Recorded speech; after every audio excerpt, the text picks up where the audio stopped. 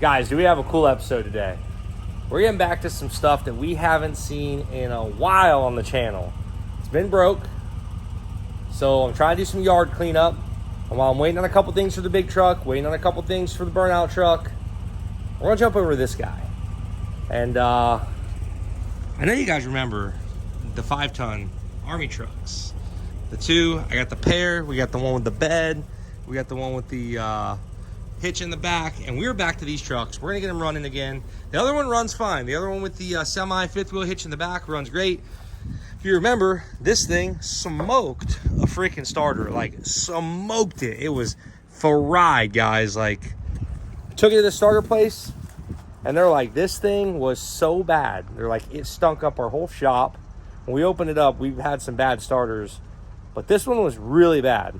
So it was actually, you guys would be surprised. I tried getting this thing fixed a few times. Took it to 2 different places. They could not get it fixed. Good, reputable places couldn't get it fixed. Finally, somebody said, man, you got to take this place up in Tampa. I know them. They're awesome. They do go work. I said, okay, I'll give them a shot. Sure enough, they pulled right through, had the starter done within a couple days. Turned out freaking awesome. So you guys remember this big boy here. And funny, the guys were like, dude, it was so cooked. They said, that's not your starter. I said, what do you mean it's not my starter? They're like, yours was toasted. No more starter. We had to get a core and use another one. But luckily they had a core. A lot of people didn't. So we got it, and we're going to get this thing back running, hopefully. That way we got the pair running again. And I got some ideas, and we can do some adventures with these things. Anyways, guys, again, thank you for the support at baldeagle.com. Love it. JH Diesel merchandise is all restocked on the website. All the inventory just got updated. So hop on there, grab you some JH Diesel merchandise. We got the hats, we got the shirts. We got it all in stock right now. Everything's good. You get your bundle, whatever you want. It's all on the website. So again, guys, thanks for that. And I hope you guys enjoy this today, because I'm super excited because it's been so long. I got to try to pull this thing backwards with this rig, because where it's at up there, we had to move it to unload Uncle Chet's truck out of the back. And when we did that, the tire rolled forward and all of my bolts were on the tire, and they all are under the tire now. So I'm gonna get some air pressure in this thing and get it drug backwards. I know you guys remember our little thing that we rigged up here. So we can get air in this thing so we can apply it to the brakes and release the brakes, because this thing is full air brake. We'll need a little bit more pressure than that. Well, good news, the brakes are released. So now, hopefully, the old Heavy Chevy will be able to rip her backwards. A lot of weight for this little guy.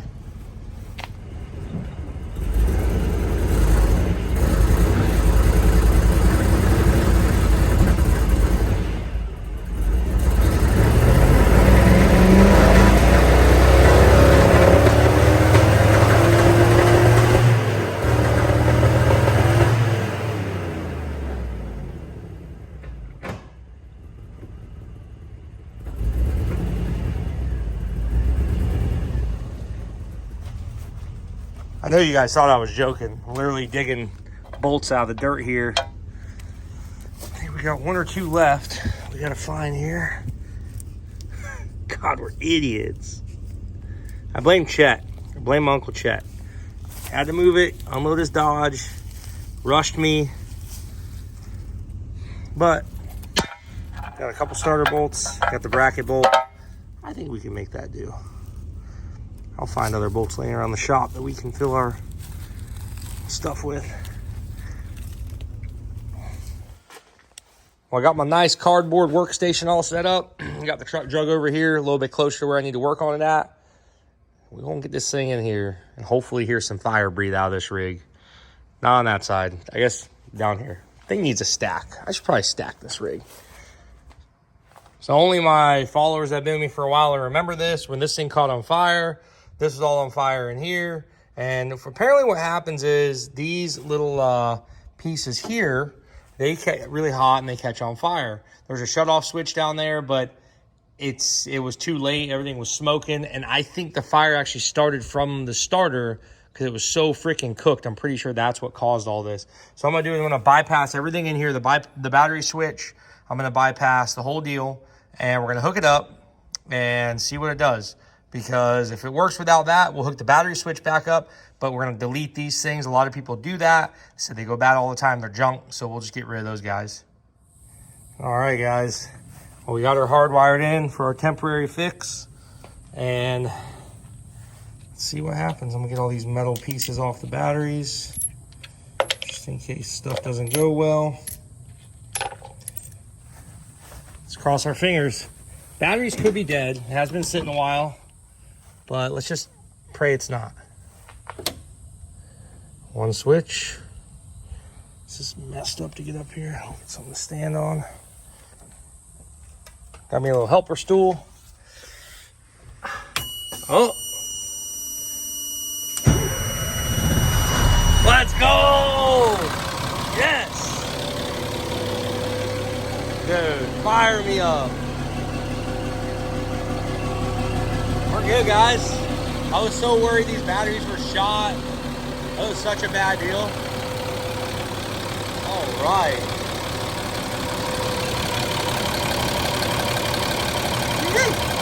I pulled this one over here because I wasn't sure if I was going to have to jump start it or not. I wasn't sure about the batteries. She fired right up. Yes. All right, guys, we have two. What's better than one running Army truck? Two running Army trucks. Hell yes.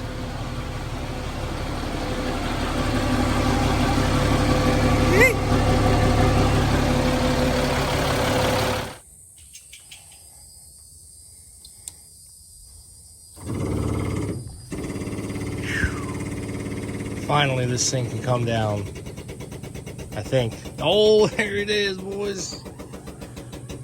She's been up way too long. You know, you got those projects that you just kind of start, and then it's like, just everything goes wrong. That was that thing. And I really didn't want to spend $1,500 on a starter. That's why I opted to rebuild that one. I ended up working out real good. She's latched, and we're good. I think that's like an air ride cab set up there. Never ran it on that. Maybe it's a little smoother.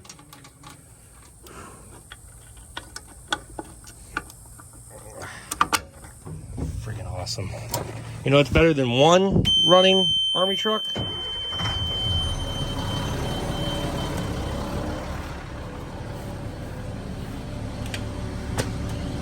That's right. Two running Army trucks.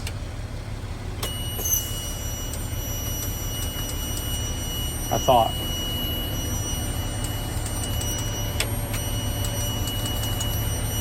Well, that's pretty cool.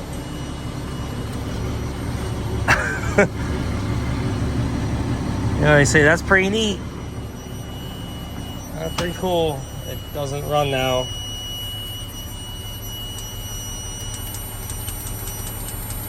Huh.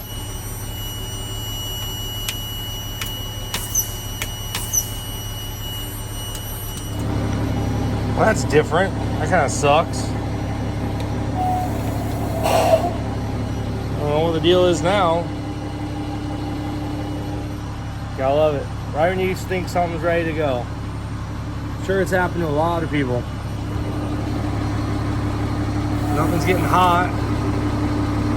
Nothing's going touching or anything. We're good there. I do think we had some weird issue with this before.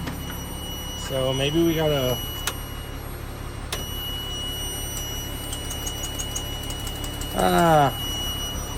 Be right back.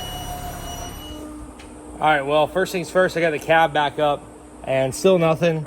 So, I mean, it could be a bad button, a bad solenoid, the starter, there could be something weird there. We were having issues with this truck right before the last time we had it out. I remember now. It took me a minute to think about that, but I'm gonna try, let's just make sure the starter's still good. I'm gonna try jump starting the starter. I don't like to do that, but at the same time, this will tell me what kind of issue we're gonna run into here. So be very careful.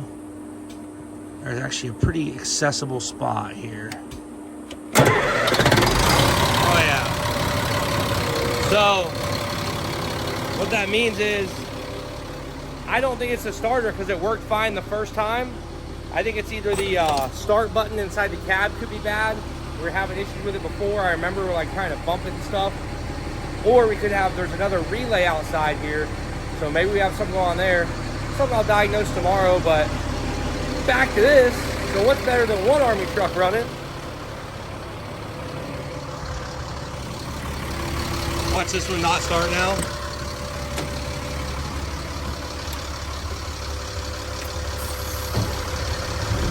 Friggin' 2 Army trucks running. God dang, it's been a while.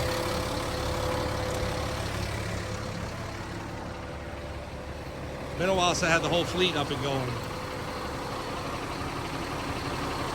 Shoo. She's a beaut, huh, Clark? I need to get some headlights for this one. I got some I'm waiting to get right now. They're supposed to be coming from a guy over on the other coast. But at least they're running. Now I can move them, get them out of our way. This one's been sitting forever right in our way at the shop. But I didn't think it'd be sitting that long. I had to keep it close to the shop so I could keep putting air in it in case I had to move it. I didn't want to go too far away. But we'll see what's going on with this thing tomorrow. I think it's a bad ignition switch in the cab. Very easy fix. Well, let's just say I hope it's a bad ignition switch. But they are running again. I got some cool activities that we got to go do with these things. Y'all be ready. All right, it's daylight again, and we're back out here. I think our issue is in this switch. So I'm gonna pop this dash piece out, take a look at the switch, see if I can see anything on the backside. If it's easy enough just to swap out, I might grab the other one out of the other truck and swap it out. Or run to the parts store, grab me a little push button start switch, see if that fixes it. All right, now that we have the dash out, it's just pretty much a simple little switch on the backside, which I thought it would be. But there's our starting button switch right here. So it's got 3 wires going to it, and should be able to take that care of that pretty easily, and make some kind of makeshift switch out of that, or just go get another switch. I think it'll be pretty simple though. I don't think it's gonna be too big of a job. Hopefully that's the problem. So I made me a little jumper wire. I'm basically gonna try to hot wire this thing. Pretty sure, because we are getting 24 volts at the switch. If I jump this thing over, we should get it fire. Well, it didn't start there, so the switch should be good. Well, the switch is good. Now I hear a relay clicking over there whenever I do that, so we got an issue further down the line. Switch is good to go. God, that's annoying. Holy crap. That's like obnoxious. So now that I have jumped the switch inside, we know that thing is good. I'm gonna go out here and jump the solenoid here. That's it. Here's our issue. Go grab a solenoid, this thing should be ready to rip. Well, figured out our issue. The solenoid's down the frame. I didn't think it was the solenoid, but I was like, this thing's probably okay. I figured it was the switch because we were having weird issues with it last time, but you jump the solenoid like that and it starts right up. That means the switch is working, it's getting power down there, but the solenoid's not putting the power to the starter like it needs to. So now we got that figured out. We'll get me a solenoid and this thing will be ready to rip. The new solenoid is in. Let's see what happens. Oh, fire me up. Dude, I'm freaking pumped right now.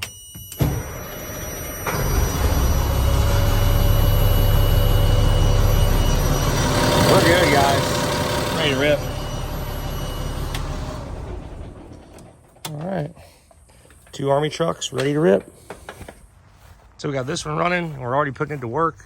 We're gonna be putting it up here as a platform so we can get some of these tree limbs cut down, trying to clean the property up a little bit, make it a little nicer around here. So we got a big tall platform to stand on and get these branches cut.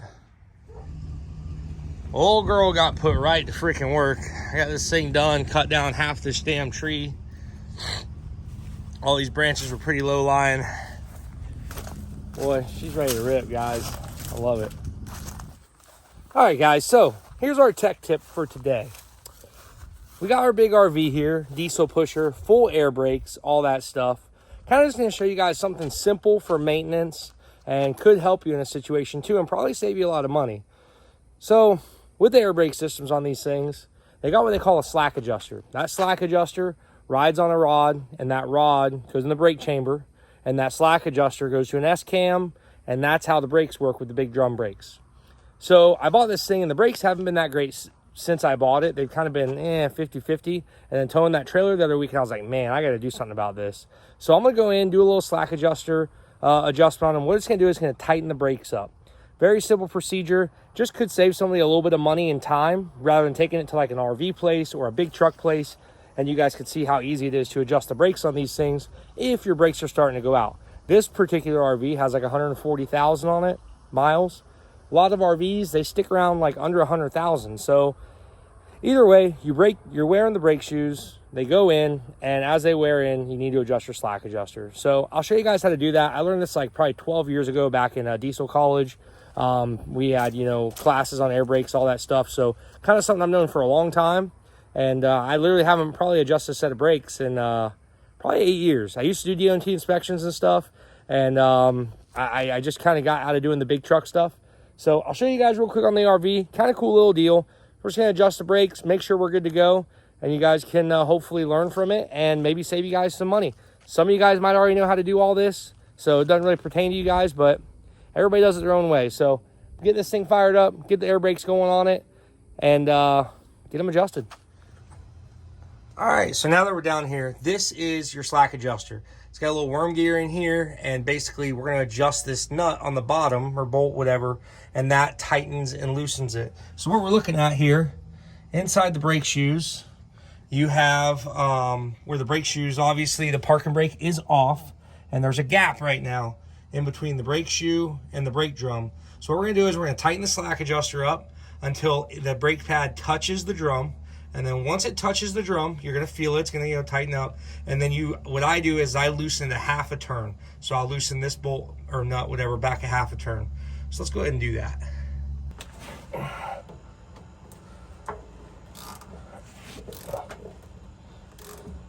So it didn't take much. So that right there is taking the tension off of it. They're going to do that when you do this.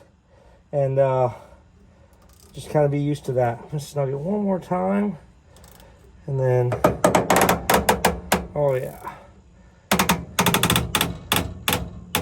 We backed her off about a half a turn. So basically, guys, it's really that simple. It's simple little adjustments you can do. Hopefully, you guys learn something from it. If not, oh well. Figured I'd share that with you guys, save you guys some time, save you guys, help you stop your RVs, trucks, whatever you got with air brakes. Very simple procedure. RVs are a little more difficult than like a regular truck. A regular truck, you can have the wheels straight. Normally, you can go right in there and dive in, pop the hood, and you're right there like a semi or a medium-duty truck. So I'm going to go ahead and adjust the rest of them, check the brakes, see how they feel. Well, I hope you guys enjoyed today's episode, our little tech tip for the end of the day. Keep up on those air brakes. And we got the big trucks running. So we got some ideas we're going to do for the 5-ton trucks. They're back, guys. They're going to be back on the channel. Got some pretty cool and awesome stuff we're going to be doing with those. So thank you again for watching the J Cecil channel. We will see you next time.